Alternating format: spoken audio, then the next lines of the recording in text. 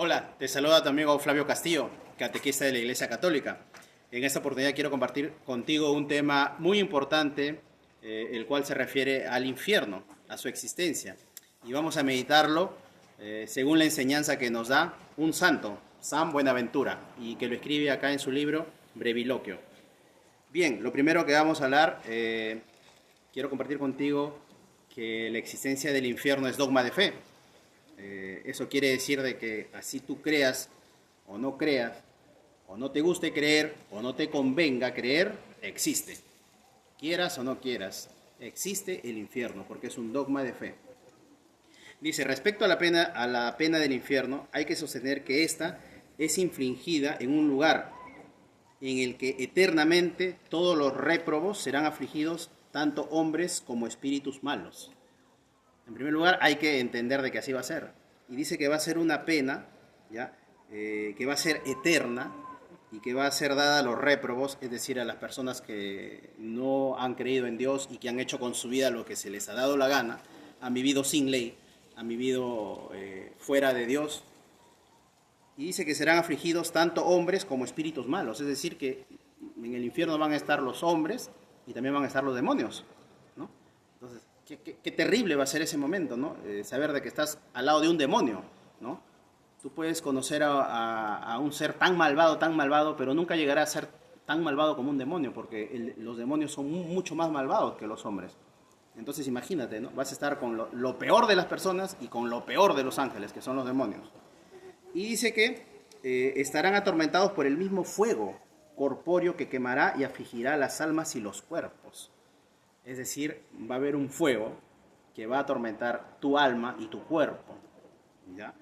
Sin que se consuman los cuerpos, sino solamente atormentándolos siempre. Ese tormento va a ser eterno, siempre. No va a terminar, no se va a extinguir. Unos en mayor medida, otros en menor, de acuerdo a la exigencia de sus méritos. Es decir, no todos los hombres que van al infierno van a tener la misma severidad de castigo, ¿no? Va a ser muy distinto a aquellos que han llevado una vida libidinosa, a aquellos que han sido asesinos en serie, aquellos que han sido unos monstruos, unos psicópatas, aquellos que han vivido totalmente alejados de Dios, han planificado, ¿no? Planes contra Dios, pecados de países, pecados de sociedad entera, ¿no? Personas que han hecho mucho daño a más personas, ¿no? Van a llevar mucho más castigos, ¿no? A este tormento del fuego se le añadirá el tormento de todos los sentidos. Es decir, no solamente va a ser un tormento de fuego, que ya es bastante, sino también va a haber un tormento de los sentidos, ¿no? Quiere decir que según los pecados que hayas cometido con los sentidos que Dios te ha dado, con la vista, con el sentido del gusto, con el sentido físico, según lo que hayas tú pecado, vas a tener la misma retribución, ¿no? En pena. Por ejemplo, ¿no? Se dice de que un ladrón, ¿no? Eternamente va a ser atormentado en sus manos, ¿no? En sus manos, va a ser eternamente atormentado, ¿no? Esas manos que le llevaron a robar, esas manos serán eternamente atormentadas. Y también se le va a añadir la pena del gusano, que algunos teólogos dicen y comentan que es una pena de conciencia, es un arrepentimiento, es un estado en el cual continuamente estás tú echándote la culpa, ¿no? Eternamente y continuamente, ¿no? Yo recuerdo muchas veces en mi vida, ¿no? He cometido errores y cuando me caía por así decirlo, ¿no? La retribución justa de ese error, uno dice, pero qué tonto fui, ¿no? ¿Por qué hice esto, ¿no? Pero eso te sucede después, ¿no? En el infierno va a ser algo, obviamente, muy distinto, mucho peor, pero va a ser así, ¿no? Eternamente vas a estar maldiciendo, ¿no? Maldiciendo por decir, ¿no? Si tú pecaste, cometiste adulterio, te metiste con otra mujer o con otro hombre casado, estando tú casado, eternamente vas a decir, ¿no? Maldita esa mujer, maldito ese hombre, ¿por qué hice esto? ¿Por qué? Continuamente, toda la eternidad vas a estar maldiciendo, maldiciendo. Y es algo grave, es un tormento que se añade, ¿no? Al fuego y que se añade también al tormento de los sentidos. También vas a tener la privación de la visión de Dios, es decir, no vas a ver a Dios jamás. Vamos a sacar un tema con respecto al cielo, pero lo más hermoso que va a ser para un ser humano es poder ver a Dios. Dios es lo más hermoso, lo más perfecto, lo más grande. Yo que tengo una hija y que tengo la suerte de estar con ella todos los días, por gracia de Dios, el estar con ella, el abrazarla, a mí me da una felicidad el ver su carita. Imagínate cómo será cuando tú ves a Dios. Esa felicidad, esa belleza, esa paz, esa realización no la vas a tener. Al contrario, vas a estar totalmente, eternamente, para siempre alejado de la visión de Dios. De manera que habrá diversidad de penas. Y junto a la diversidad de penas, también diversidad de durezas. Y junto con su dureza, su inacababilidad. Jamás se va a acabar. Para que en el suplicio de los condenados, el humo de su tormento celebre por los siglos de los siglos. Apocalipsis 14:11. Entonces vemos, hermanos, que la cosa del infierno no es algo sencillo. No es algo que tú dices, ah, qué bonito, me iré al infierno, pues. No. Tú no puedes decir, ah, bueno, no existe Dios, me iré al infierno, pues. Es más, quiero encontrarme con Satanás, dicen algunos, ¿no? Quiero encontrarme con él. Otros dicen, ya quiero ir al infierno porque quiero encontrarme con unas diablitas. Hermano, no sabes lo que estás diciendo. Eso es una mentira que te ha metido el diablo. El infierno no es un sitio que vas a ir y vas a encontrar unas diablitas que van a estar contigo, te van a hacer favores sexuales. No, nada por el estilo, hermano. El infierno es cosa seria, cosa grave, que va a determinar tu futuro eternamente y para siempre. Y es algo que debes meditarlo tú. Tengo que meditarlo yo. ¿Hacia dónde estás dirigiendo tu vida? ¿Hacia el cielo o hacia el infierno? Tú sabes. Yo sé hacia dónde estamos dirigiéndonos. Entonces, dice, y como al retribuir debe actuar Dios, ¿no? Al retribuir debe actuar de modo rectísimo, porque Dios es un Dios recto, y como al retribuir debe actuar de modo rectísimo, porque no puede actuar contra él mismo, ni puede negarse a sí mismo, porque Dios es justicia. Sin negar su propia justicia, es necesario que, por imperativo de esa rectitud que es de Dios, el pecado sea castigado según la grandeza de la culpa. Mientras más culpa tengas, Dios te va a retribuir así de gran castigo, porque es un Dios recto. El pecado sea castigado según la grandeza de la culpa, máximamente en aquellos que, despreciando la ley de la misericordia, cayeron por su impenitencia en el rigor de la justicia. Mucho más a aquellos que han despreciado la ley de la misericordia, mucho más a aquellos que Dios los ha estado constantemente llamando y constantemente lo rechazan. De repente en este momento Dios está que te llama, está que toca tu corazón, está que te dice, cambia, estoy contigo, te perdono. Hayas hecho lo que hayas hecho en tu vida, Dios te perdona siempre, pero necesita en ti un arrepentimiento. El arrepentimiento significa que mi vida lo estoy encaminando por acá, a partir de ahora, y por gracia de Dios lo encamino hacia Dios. Pero cambio. Y puesto que a la severidad de la justicia pertenece no solo considerar la culpa, o sea, Dios no solo considera la culpa en cuanto a su raíz, sino también en cuanto a las circunstancias agravantes. Es sumamente conveniente que el justo juez exija a los impíos no únicamente aquellas penas debidas, sino hasta el último céntimo. Hermano, hasta el último céntimo. De Dios no nos vamos a escapar. No que, sí, yo hago cosas bien, pero robo por acá, robo un poquito, ya, robo un céntimo, ese céntimo lo vas a pagar, ese céntimo yo lo voy a pagar. Con Dios no es que, ya, me va a pasar por agua tibia, no. Para Dios es sí o no. Desengáñate. Estamos viviendo en una sociedad en la cual, los padres, por ejemplo, mi hijito, trajo un celular nuevo, bueno, ¿de dónde lo habrá conseguido? No importa, no. Con Dios no es así. Con Dios no es así. Sí importa de dónde lo ha conseguido, si por lo menos no está trabajando. Sí importa. Sí importa si lo ha conseguido lícitamente o ilícitamente. Y si lo ha conseguido ilícitamente, tú como padre tienes que llamarle la atención. Y tienes que corregirlo. Es el deber corregir como padre. Y dice que con Dios, justamente porque es un Dios recto, porque es un Dios totalmente justo, ¿no? Es sumamente conveniente que el justo juez exija a los impíos no únicamente aquellas penas debidas, sino hasta el último centavo. Y así no quede el tesoro de su pecado sin el decoro de justicia. Qué fuerte, ¿no? Qué fuerte. y que como la potencia se manifiesta en el crear de Dios, es decir, se manifiesta en el crear, la sabiduría en el gobernar y la clemencia en el redimir, así la suma justicia de Dios se manifieste en el castigar. La justicia divina pues debe castigar al pecador impío según lo que exige la culpa. Y cuando la culpa es mortal, porque ella sigue la impenitencia final, constituye un desorden perpetuo, desenfrenado y múltiple, por lo que debe ser castigado con penas eternas, duras y diversas. Hermanos, cuando la culpa es mortal, cuando el pecado es mortal, ¿no?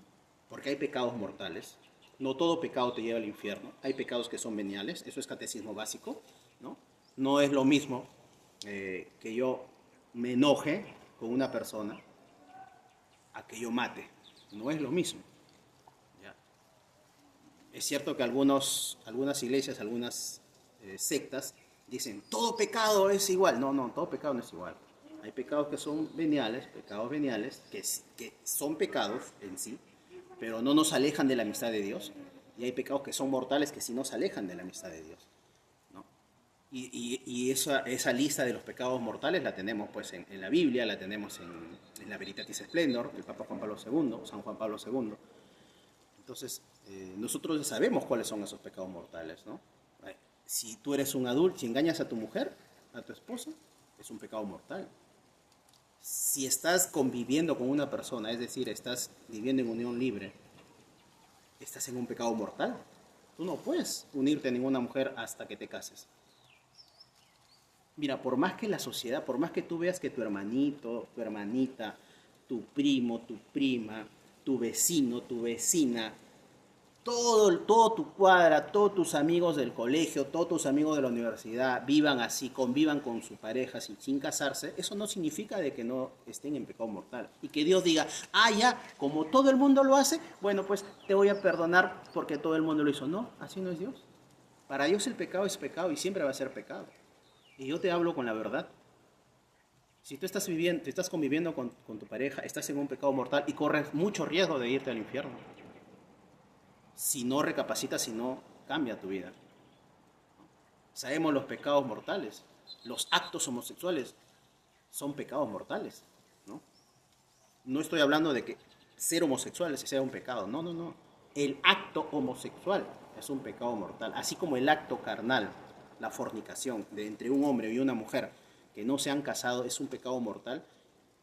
También el adulterio, cuando tú ya te has casado, a pesar de que te has casado, te metes con otra persona que no es tu cónyuge, también es un pecado mortal. Hay una lista de pecados mortales, etcétera, ¿no? Entonces, cuando la culpa es mortal, a ella le sigue la impenitencia final, porque constituye un desorden perpetuo, desenfrenado y múltiple, por lo que debe ser castigado con las penas eternas, duras y diversas. Entonces, para resumir lo que hace el santo, resume, en primer lugar, ¿no? Pues la pena del desorden perpetuo debe ser perpetua. Tú al momento de pecar tienes un desorden, ¿no? Que si tú vivieras eternamente, seguirías pecando eternamente. Por eso dice, ¿no? De que la pena del desorden perpetuo debe ser perpetua también. Porque el pecado que se comete y del que no hay arrepentimiento nunca, dura permanentemente en el alma. Tú pecas y el pecado está permanentemente en ti, te lleva a pecar más y pecas más y cada día quieres pecar más y cada día te hundes más. Hasta puedes perder la conciencia de lo que es bueno y qué es malo, ¿no? Y así como el hombre en su decisión perpetua no se opuso al pecado rechazándolo, igualmente Dios en su voluntad no desiste de darle castigo. Y ya que el pecado fue contra el infinito, así la pena será infinita. Hermano, el pecado lo cometes contra ti y lo cometes contra Dios. ¿Qué hizo el hijo pródigo cuando se arrepintió? Vino y le dijo, Padre, he pecado contra el cielo en primer lugar y contra ti. Pero él se arrepintió y dijo, Padre, he pecado contra el cielo. Porque todo pecado se hace contra Dios, se hace contra el infinito. Y así como se comete pecado contra el infinito, así la pena también será infinita, dice el santo. Dado que la pena no puede ser infinita en su intensidad, ha de ser infinita en su duración. Es decir, el tormento no va a ser infinito en su intensidad. O sea, no es que empiezas con un dolor pequeño y va subiendo, ¿no? Imagínate, si su intensidad fuera infinita, ¿no? O sea, nunca acabaría o sea, no puede existir eso. Lo que sí va a ser cierto es que según el mérito que hayas tenido, vas a tener el castigo, pero lo infinito va a ser en cuanto a la duración, no a la intensidad, sino a la duración. El mismo tormento que tú tengas, o que yo tenga, o cualquier persona que tenga, si va al infierno, nunca va a desaparecer. Va a ser infinita en su duración. Y como la voluntad tras la muerte está fijada ahí en el mal, es decir, tu voluntad, tú no has luchado por ser mejor, no has luchado por cambiar, te has quedado ahí, en la basura te has quedado, o me he quedado yo si es que no cambio. Nos hemos quedado ahí, ahí te vas a permanecer eternamente, sin posible arrepentimiento. Una vez que falleces, una vez que mueres, no hay marcha atrás. Entras a la eternidad. Y ya no vas a poder arrepentirte. Mientras que vives hay oportunidad de cambiar. Tú que estás escuchando este video todavía tienes oportunidad de cambiar. De igual modo, Dios le aflige sin cambio en la sentencia, como requiere la perpetuidad del desorden en los impíos condenados. También porque la pena del desorden libidinoso debe ser castigada y el placer se castiga con la tristeza contraria. Mira cómo es Dios, ¿no? Mira cómo es el Señor. Si tú haces un esfuerzo, dejas de tener relaciones sexuales con tu novia, con esa persona que no es tu esposa, dejas de tener relaciones sexuales y haces una promesa ante Dios, no voy a tocar a esta mujer, o no me voy a encamar con este hombre si eres mujer, hasta el día en que me case, ese sacrificio que has hecho, Dios te lo va a recompensar. Por el contrario, dice, ¿no? Si tú le das rienda suelta al placer, contrariamente vas a tener un castigo de tristeza. O sea, todo lo que has gozado placenteramente acá en la tierra va a ser directamente proporcional a tu tristeza en el infierno. Dice, el placer se castigará con la tristeza contraria. Y puesto que al pecar el alma racional se pliega libidinosamente a amar a aquel bien propio, parcial y momentáneo, y que por este desprecia el mandato y el poder divino, para que este deleite malvado sea completamente castigado, ya que el deleite está unido al desprecio. Tú al deleitarte, estás despreciando a Dios también. Lo sepas o no lo sepas, estás despreciando a Dios. Es necesario que para el castigo de tal desprecio y tal delectación el pecador, ya sea hombre o espíritu, sea precipitado al lugar más bajo y máximamente alejado del estado de gloria. Esto es, al profundísimo infierno. Al profundísimo infierno. El lugar donde hay más tristeza. El lugar más triste. Tú que fuiste buscando los placeres, tenlo por seguro de que recibirás el lugar más bajo de la tristeza, al mismísimo infierno. Ten cuidado. Yo te digo la verdad. Y no lo estoy diciendo yo porque lo he inventado. Lo estoy diciendo lo que dice el catecismo y lo que dice San Buenaventura, que es uno de mis santos predilectos, que convivió juntamente con Santo Tomás de Aquino, que fueron hombres de bien, ¿no? Entonces, dice, y puesto que tal fuego no actúa sino en disposición causada por el pecado, por la culpa y la mancha que deriva del perverso desenfreno, que no es la misma para todos, en consecuencia quema más a unos que a otros. De la misma manera que un mismo fuego no quema igual la paja que la leña. 1 Corintios 3:12. Entonces, según el grado de desenfreno que hayas tenido, vas a ser castigado. Y así como el fuego no quema igual a la leña que a la paja, ¿no? Porque la paja se consume rapidísimamente y la leña todavía dura, ¿no? Entonces, si tú has construido tu vida sobre paja, vas a ser quemado inmediatamente. Pero si has construido tu vida sobre oro, pues el fuego no le hace nada al oro. Lo purifica, al contrario, ¿no? Lo purifica, ¿no? Entonces, es muy necesario de que tú a partir de ahora comiences a edificar tu vida sobre el oro, ¿no? Haciendo cosas buenas, cambiando, teniendo rectitud de conciencia, siendo un hombre honesto, un hombre probo, un hombre moral, un hombre que le dice sí, un hombre que no desprecia, porque dice que aquel que comete pecado mortal indirectamente o directamente está también despreciando a Dios. Y entonces, y por último, ¿no? Ya que una pena multiforme debe corresponder a un desorden multiforme, por eso también no solamente va a ser una pena, sino va a haber diversidad de penas, diversidad de castigos, ¿no? Todos aquellos que cometen un pecado actual, que serán castigados, recibirán una triple pena: la privación de la visión de Dios, por el alejamiento de Él, la pena del fuego material, por su apego a lo material, y la pena del gusano, por la lucha entre la voluntad y la razón. De manera que afligidos por esta diversidad de penas, se vean atormentados de manera diversa, dura y eternamente, y el humo de su tormento suba por los siglos de los siglos. Apocalipsis 14:11. Amén. Entonces, hermano, este resumen que hace el santo es increíble. Quería compartir contigo esto porque tal vez no lo sabes.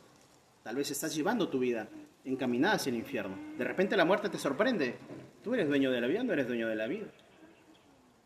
Dios es el dueño de la vida y de la muerte. A pesar de que hayan leyes que digan, ¿no?, de que se puede asesinar al niño en el vientre, de que se puede matar a los ancianos, a pesar de que haya leyes que digan lo contrario, Dios es el dueño de la vida y de la muerte. Tú no sabes en qué momento va a venir. Y en algún momento, si te llega, vas a tener que dar cuenta a Dios. Y Dios, como te he dicho, no es un padre que va a pasar por agua tibia las cosas. Las cosas son como son en cuanto a lo que Dios significa, porque Dios es profundamente justo, profundamente recto. Y conforme a ello, vale la pena seguir a Él. Vale la pena cambiar tu vida. Vale la pena decirle sí a Jesucristo. Comienza, hermano. El día de hoy te reto a que tú cambies. Aprovecha que ya se van a aperturar las iglesias. Ve y confiesa. Todos los pecados mortales tienen perdón de Dios. Todos, absolutamente todos. Mientras tengas vida, hay oportunidad de cambio. Rezo por ti, reza también por mí. Dios te bendiga. Paz y bien.